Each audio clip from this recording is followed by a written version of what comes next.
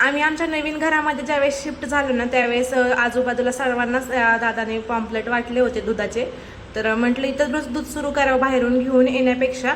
तर मी पहिल्यांदा तर अर्धा लिटर दूध चालू केलं होतं, नंतर 1 लिटर दुधाची क्वालिटी पाहिल्यावरती 1 लिटर दूध चालू केलं. आणि दही तर इतकं भारी भेटतं यांच्याकडे, एकदम घट्टसर दही असतं.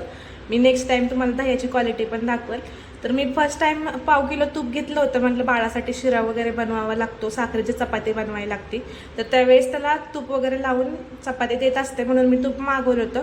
तूप पण इतकं भारी आणि इतका सुगंध मस्त येतो ना तुपाचा, म्हणून मी फर्स्ट टाइम तर पाव किलोच घेतलं 2-3 वेळा. आणि मग म्हटलं अर्धा किलो घ्यावं, म्हटलं तुम्हाला पण दाखवावं तूप कसं आहे. तर तुम्ही व्हिडिओमध्ये बघू शकता तुपाची क्वालिटी कशी आहे, सोबतच त्याचा वास पण एकदम अप्रतिम असा होता. तर आज मी पिल्लूसाठी आणि पिल्लूच्या पप्पांसाठी शिरा बनवलेला होता.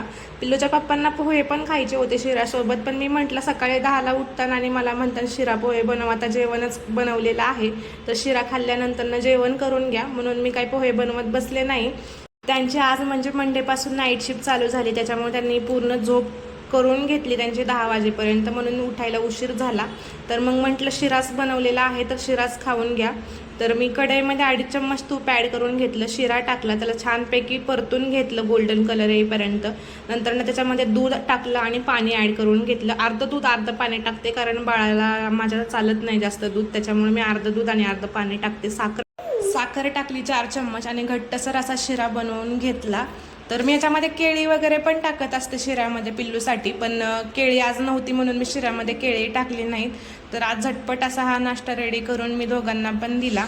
तर आजचा व्हिडिओ एवढाच होता. आवडला असेल तर आपल्या चॅनलला लाईक, शेअर आणि सबस्क्राईब करा आणि इंस्टाग्रामला पण फॉलो करा. आता आपण भेटूया नेक्स्ट व्हिडिओ.